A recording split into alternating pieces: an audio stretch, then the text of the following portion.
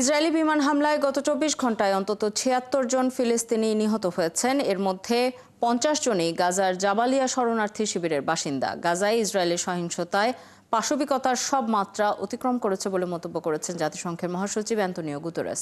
এদিকে নিজের ক্ষমতা টিকিয়ে রাখতে এবং রাজনৈতিক স্বার্থে প্রধানমন্ত্রী বেনিয়ামিন নেতানিয়াহু যুদ্ধ চালিয়ে যাচ্ছেন বলে মনে করেন বেশিরভাগ ইসরায়েলি। বিস্তারিত চৈতি সরওয়ারের রিপোর্টে।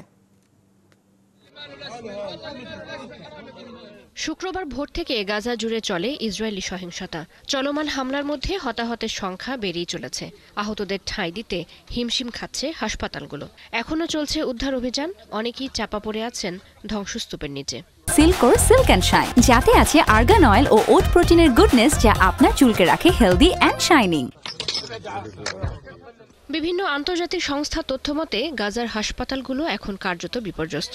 অবরুদ্ধ অঞ্চলগুলোতে ৩৬টি হাসপাতালের মধ্যে চালু আছে মাত্র ১৯টি। এর মধ্যে পুরোপুরি কার্যকর মাত্র ১২টি।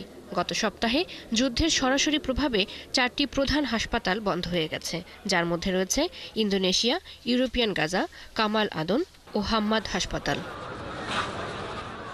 যুদ্ধের ভয়াবহ প্রভাবে দুর্ভিক্ষের মুখে রয়েছে গাজার বাসিন্দারা।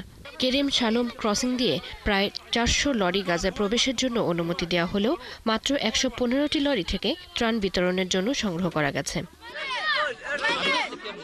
এমন অবস্থায় গাজা এখন ইসরায়েলি যুদ্ধের সবচেয়ে নিষ্ঠুর পর্ব পার করছে বলে মন্তব্য করেছেন জাতিসংঘ মহাসচিব অ্যান্তোনিও গুতেরেস।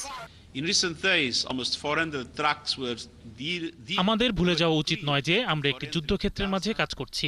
ইসরায়েল যে মানবিক সহায়তা প্রবেশের অনুমতি দিচ্ছে তা এক চামচের সমান, এবং সহায়তা পৌঁছাতে ইসরায়েল ইচ্ছাকৃতভাবে দেরি করছে।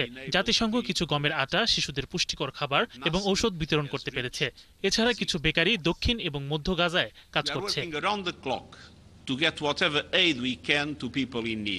এদিকে যুদ্ধে জয়লাভ বা জিম্মিদের মুক্ত করার চেয়ে ক্ষমতা ধরে রাখতে বেশি আগ্রহী ইসরায়েলের প্রধানমন্ত্রী বেনিয়ামিন নেতানিয়াহু। এমনটাই মনে করছেন বেশিরভাগ ইসরায়েলি। দেশটির নাগরিকদের নিয়ে সবশেষ এক জরিপে এমন তথ্যই উঠে এসেছে। হামাসের কাছে আটক বাকি জিম্মিদের ফেরত আনতে আরেকটি চুক্তি কেন হয়নি এমন প্রশ্নের জবাবে ৫৩% উত্তরদাতা এটিকে রাজনৈতিক কারণ হিসেবে মনে করছেন। চৈতি সরওয়ার, ৭১।